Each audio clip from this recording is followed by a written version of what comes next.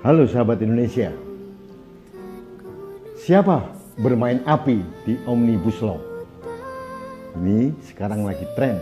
Hari ini, kemarin, dan esok semua sibuk membakar Omnibus Law. Omnibus, Anda tahu? Itu adalah bus yang pertama kali diperkenalkan di Paris tahun 1820. Itu bus yang bisa mengangkut begitu banyak orang. Makanya disebut dengan bus omni atau omnibus. Kemudian sejarahnya omnibus ini dikembangkan di Amerika Latin menjadi semua saja yang bisa masuk dalam satu keranjang dinamakan omnibus. Gitu. Kalau Anda makan semua hal dan digabungkan dalam satu perut, namanya perut Anda adalah perut omnibus, katanya begitu. Nah, sahabat Indonesia, Omnibus Law adalah suatu undang-undang yang merangkum begitu banyak undang-undang yang ada untuk dipadukan, disatukan dalam suatu kerangka undang-undang yang integratif. Itu semangat yang ingin disampaikan Presiden Jokowi. Karena apa? Indonesia dari dulu terkenal undang-undang satu ke undang-undang yang lain saling tabrakan.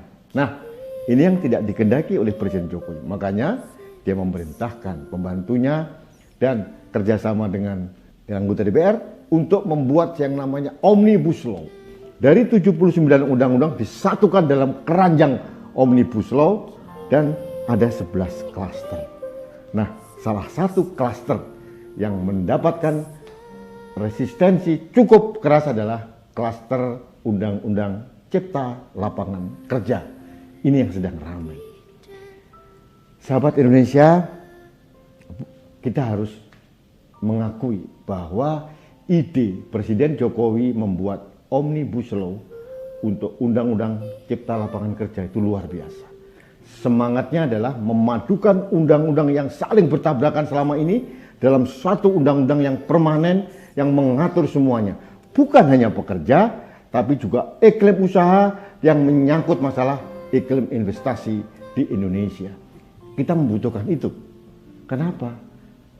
Terkhusus pada saat pandemi sekarang, kita membutuhkan recovery yang luar biasa, dan itu kita membutuhkan investor asing untuk masuk di Indonesia. Sahabat Indonesia, Indonesia terkenal menjadi negara yang tidak terlalu seksi bagi investor. Kenapa? Bukan karena sumber daya kita tidak melimpah, bukan karena apa. Yang paling utama ternyata karena tidak ada kepastian hukum di negeri ini. Itu yang mereka katakan. Hukum atau peraturan sering tumpang tindih, sehingga mereka bingung. Nah, ini yang akan dipersatukan oleh Presiden Jokowi dalam suatu undang-undang yang sangat integratif yang namanya Omnibus Law, Undang-Undang Cipta Lapangan Pekerja. Artinya, ini penyempurnaan dari undang-undang yang ada.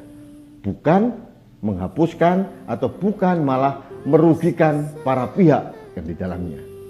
Dalam Undang-Undang Cipta Lapangan Kerja tidak ada satupun pasal-pasal yang merugikan buruh atau pekerja. Tidak ada satupun yang merugikan asosiasi pengusaha atau investor. Intinya Presiden Jokowi ingin membuat iklim usaha yang kondusif. Makanya beliau ingin dikenang sebagai Bapak Omnibus Law di Indonesia. Tapi pertanyaannya sekarang, mengapa Omnibus Law, khususnya yang klaster Undang-Undang Cipta Lapangan Kerja ini, begitu mendapat tolakan? Nah, ada beberapa hal. Saya mengkritik juga pemerintah dan DPR, bahwa mungkin selama ini pemangku kepentingan yang ada mulai dari asosiasi pekerja atau federasi buruh atau yang lain-lain atau mungkin akademisi kurang didengar suaranya.